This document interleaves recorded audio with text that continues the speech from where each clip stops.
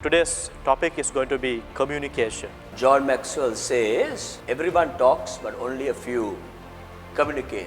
What are the methods? What can we use? Sometimes we try to follow somebody else's style that really does not suit me. Why do I leave the dying dog and come to listen to a person who is trying to impress us with his knowledge? If I can win the hearts, it's easy to communicate. Do you think that every person can become a communicator? Just listen to some of these politicians who are very gifted in communication. They have a way, they understand the heartbeat of the people. If you learn to communicate, you can begin to change many things.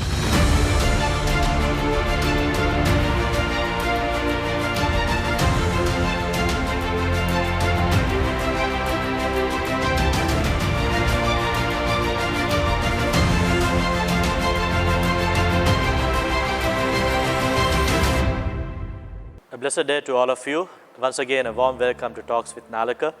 As you know by now, Talks with Nalaka is a program where we speak about leadership, discuss about leadership, and we get an expert person who knows about leadership and have been the journey.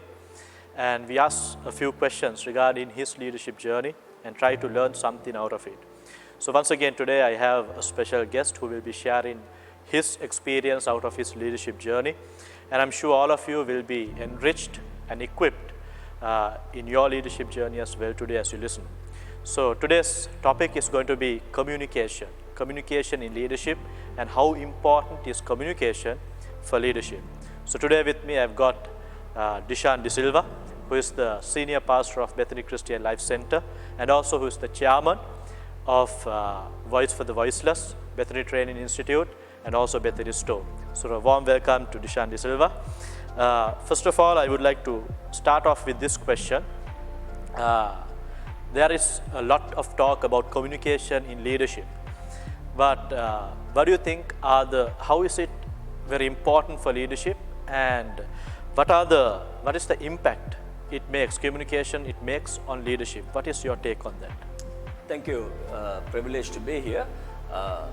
One of the greatest leaders in our era, John Maxwell, says, Nalaka, everyone talks, but only a few communicate. Now, when it comes to communication, it's the ability to inform people or to begin to start emphasizing on people what we begin to require from people. So, in the event, if we are not skillful in our communication, what would happen is, we will start feeling people are disappointed in us, but actually people are not disappointed in us. People are unable to fulfill because they cannot understand the way we are communicating to them. And I see today there are many frustrated families, frustrated parents, children, frustrated people in workplaces, simply because there is a big breakdown in communication. Not that there is no conversations, the inability to express precisely the expectations or the requirement is lacking, and as a result of it, there's a lot of breakdown. And I think it is a key subject. They say if you learn to communicate, you can begin to change many things. I think at the start of it, you got a slogan, there are many conversations, but not much of communication. That's, I think, something important. Now, as you spoke, if there is a lack of communication, there is a breakdown. So, in order to avoid that, is there a way where we can measure our communication? For example, a leader speaks with his group, communicates the vision, communicates the goals, or communicates whatever targets that they have for the coming era. And is there a way where the leader can measure and think, okay, have I communicated well? Did the people get this? Are there any ways that you can suggest to us?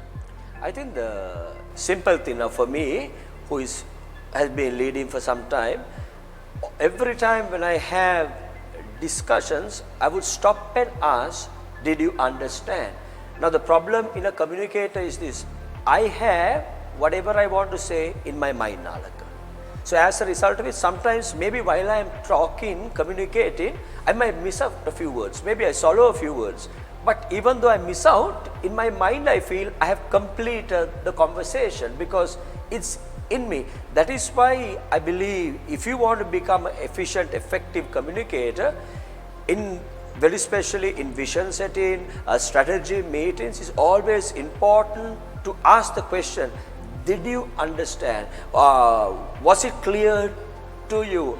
And by no means is it going to bring down your status. I think one of the problems in the modern day leader is the leader feels he is responsible to just talk.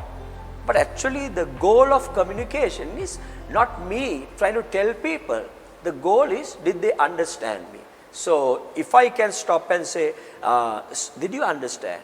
Any questions? Do you need a little bit more clarity? The chances are that they will begin to embrace it even more. I think you have got a few nuggets as to how to measure a communication, whether I have done it well, have the people got it. We gave you a few information as to how you can use it. Now let's get to the meat of the discussion. I think all of you are asking the question by now, listening to us, if you are especially a communicator, how do you communicate effectively? What are the methods? What can we use? So let's ask Dishan Silva, what are the methods that you use to communicate effectively? Because if you have listened to Dishan Silva, I believe you will agree with me that he is one of the fantastic communicators in the nation. So what are the methods that you use and how can our listeners benefit out of that? Now, communication is like an art. You see, if you ever been for a function, Nalaka, it's a joy to see somebody dancing well. But in the same way, if you see somebody messing up in the dance floor, you become a laughing stock. So it is the same with communication. Now, if I am to emphasize on this, every one of us are very unique. One of the problems I think in communication, sometimes we try to follow somebody else's style that really does not suit me. There is always a style that is very comfortable with you. And long as that style that you are comfortable with, if you begin to start making assessments and the style that you are comfortable, if it's producing the results. Now what do I mean by producing the results? The listener is understanding. The listener is growing. The listener feels, you know what, I want to listen to him a bit more. So these are some of the simple things that I begin to do. Now, for example, for me, one of the things that I get to do is every week I begin to speak to the same people in the church. Now, as a result of it, I get a good pulse of who these people are. For example, I speak to a Tamil congregation, I speak to an English congregation, I speak to a Sinhala congregation. And many times I would speak the same message, but I would speak in different tones, with different styles, with different levels of humor. So I choose to begin to change my style of communication based on an audience that I am aware of. Now in the event, if I am not aware of the audience, what I would try to do is, I would try to be a bit more careful when it comes to sharing jokes, making certain statements, because I am not aware of the group of people. Now I am going to say this statement. I believe in communication. For me, I have seen, if I can win the hearts, it's easy to communicate.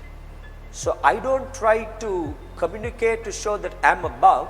I communicate to show, you know what, I love you. You are important to me. The more value you add upon the listener, the more attention the listener gives to the communicator. So these are simple things. I think if we all begin to apply it, we all will become better communicators, and also as a result of our communication, people who are listening to us will begin to grow. So now I have sat for classes and done trainings and etc., gone for classes, and people would say, you know what, if somebody is standing, if they're scratching their head and you're communicating, if your hands are in the pocket and etc., I think, you know, and with all respect to all the gurus, I think, you know what, we cannot come to a conclusion. Just because somebody is scratching the head, it doesn't mean he's nervous. Just because somebody puts his hand in the pocket doesn't mean he's nervous. I think those days are over. Everybody feels relaxed in their own style. It's not how you begin to position yourself beyond the podium or front of people. It's, if you are comfortable with it, it's the how you express through your words more than your posture. So people would say, be careful, don't do this. People really don't care about it anymore. They are more interested in what they hear than your actions in that sense. So very true, you were sharing, it's not about the actions, it's about the content, what people get through you, and that is what is important. And you spoke about a little bit about what are the wrong practices that some can use. Coming to that subject, many want to know, I think, according to you, it's not the actions or anything, but are there any wrong methods of communication? Is there any wrong practices that can be a stumbling block to what I want to communicate? Have you recognized some things like that, and would you like to share with us? I think, like I said in the beginning, I think any communicator needs to recognize his or her goal is to ensure that the people who listen to them begin to benefit. Now, I'm going to use the word eloquence. Now, we have some people who are very eloquent, and when they are communicating, what they try to do is to begin to display their eloquence. Now, while they are displaying their eloquence, unfortunately, they are losing majority of their audience. Now, if you are a communicator, please take note what we are saying. We come to listen to you because we believe you have something to tell us. And the effective communicator finds the most simple ways to communicate profound truths and etc. 90% of people are wired up in a very simple manner. So if you try to use words that are usually not heard, you lose your people. I was told of a story in Nalaka. It's like a joke here, It was about a preacher who was once upon a time speaking, and while he was speaking, he saw a lady crying, and he thought, man, you know what, I'm speaking so well that this lady is touched, and he began to see. So at the end of the whole meeting, he finished everything, and he goes to this lady with compassion. He says, lady, I saw you, that you were really moved with the words that you begin to hear. What was going on? What was the triggering point? And this lady looked at the communicator and said, sir, I'm sorry to tell you, after listening to the first few minutes of your conversation, I recognized that what you were talking was not relevant to me because you spoke in a different lingo that was appealing to a few people. So I forgot about it, and the reason if you saw me tearing was my dog is dying at home. I was thinking about the dog who is dying and wondering, why did I leave the dying dog and come to listen to a person who is trying to impress us with his knowledge? So here is what we are trying to help the communicators. Don't communicate to impress, you lose. I think important advice. Now, listen to us, maybe a variety of people who are listening to us, from students to elders, people in leadership positions, and also who are trying to elevate into leadership positions. Now, the key question I want to ask you here is, do you think that every person can become a communicator? What do you think about it?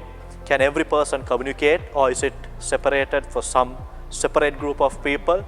And if I am not a good communicator, what can I do? What would you say for this? I think communication for me, I will look at it as a gift and a skill. Now, a skill could be developed. A gift is nothing that you cannot develop. Gift is something that you get. And there are gifted communicators. Now, for example, Nalaka, I'm always marvel when I sit and watch CNN news. But they are not gifted communicators. They are gifted readers. Now, I am not a gifted reader, but those people are gifted readers. Now, gifted reader is not a communicator. Basically, what they are good at is looking at a script that is in front of them, and they are able to read it in a great manner. Now, but a communicator is somebody who is trying to draw a picture, try to help people to understand something. So for me, I think all of us have levels of communication and to communicate, and we must not get disappointed or discouraged. If you sense that you have a desire to communicate, the best thing for you to do is So start talking to communicators and ask them to listen to you. Because what happens is, I've been in the Christian workplace and I've been in leadership and see, I've found many frustrated pastors, leaders, frustrated with the audience because they are angry that the audience is not understanding them. It's not that the audience are not understanding them. It is that they have not understood the audience. And I think there are levels of communicators. Some are good at the 6 and the 10. Some are good for the 100. Some are good for the mass people. And it's some funny, you know, some of these politicians, if I would say, they come into power not because of brains, it's because of communication abilities. So if you want to learn, just listen to some of these politicians who are very gifted in communication. They have a way, they understand the heartbeat of the people. They would communicate in a way in that sense. So if you want to become a good communicator, you need to learn, develop, and it's a lifetime process. But also what you need to do is start getting content every day. I mean, reading, what I do is I read, I listen to a lot of people. But by reading and listening, it doesn't make me a better communicator. It just gives me substance to communicate. My communication only becomes more and more effective the more I start communicating, and also when I get honest feedback from people. So one of the problems with, I think, in our day and age, communicators, when they are told the truth, they get offended.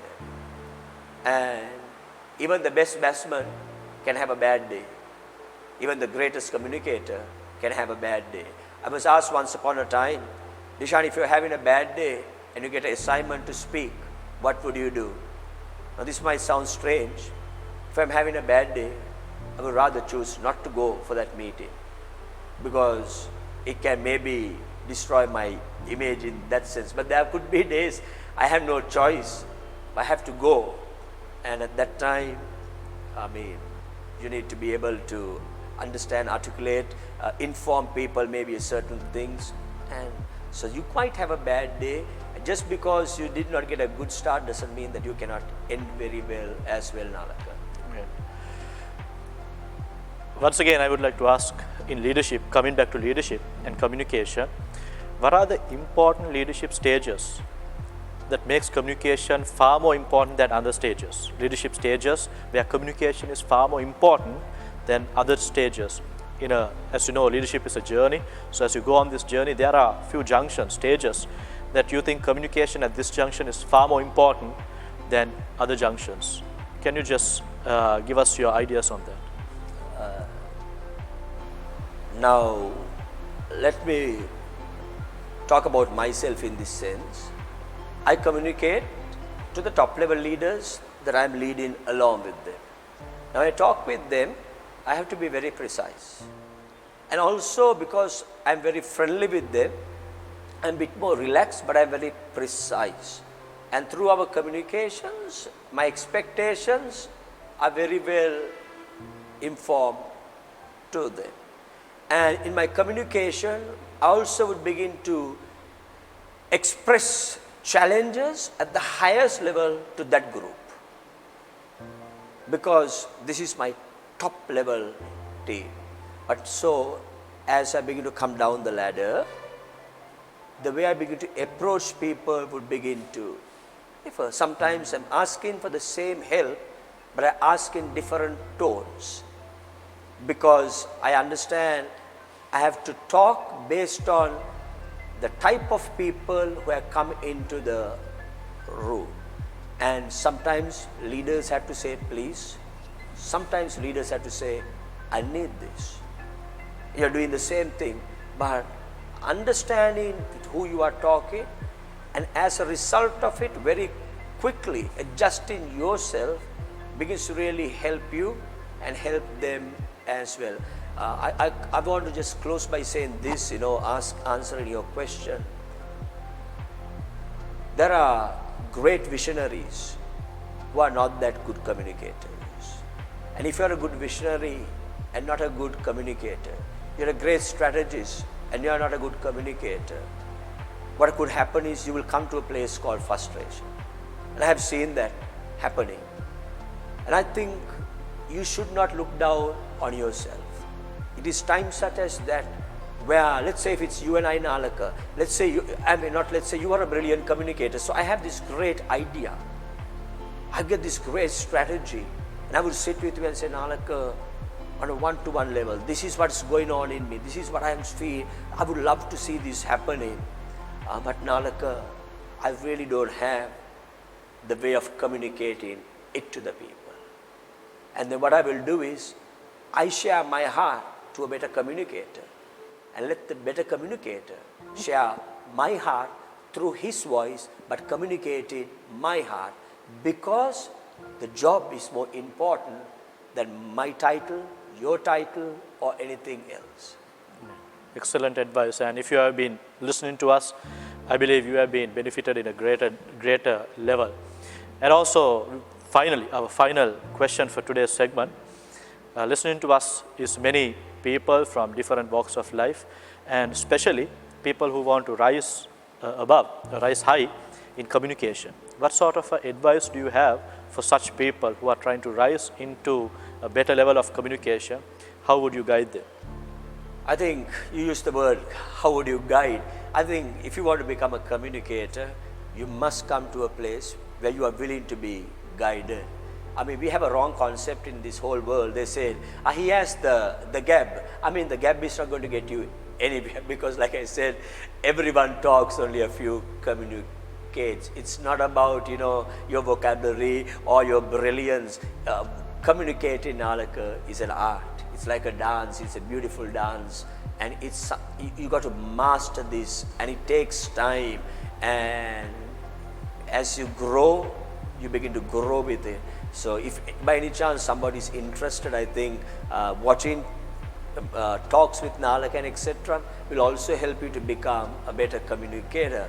But remember this, we all are talking, but only a few are communicating. But also do not be, in a sense, disappointed with yourself. If you look at yourself and you feel, hey, I'm unable to express myself the way I want. You can maybe develop it. Maybe it's not your cup of tea. If it's not yours, it means you need to get somebody who can do it. And we see it, I'm thinking of a story in this Bible where there is this great man called Moses. But Moses begins to feel that he's not a good communicator.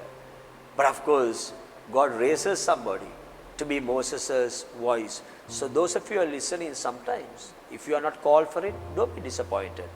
But share it with others so that others even can communicate your good thoughts. So, I close with this. If you are interested, maybe we can begin to find ways of helping you develop your communication skills. And we are open to it because the more effectively you communicate, the effectiveness around you will begin to increase. If you want productivity, learn to communicate. Thank you very much. There's an open invitation. If you want to develop your communication skills, send a message on our Facebook page, contact us, and we will look for ways where we can help you. Thank you very much, Dishan Silva, for coming today and sharing your experience on communication. I believe a varied group of people were benefited because of today's segment. Once again, we will meet you next week on another segment of Talks with Nalaka, and see you then. Log into our page, like the page, and also connect with us so that we can move this forward. Have a blessed day. Thank you very much.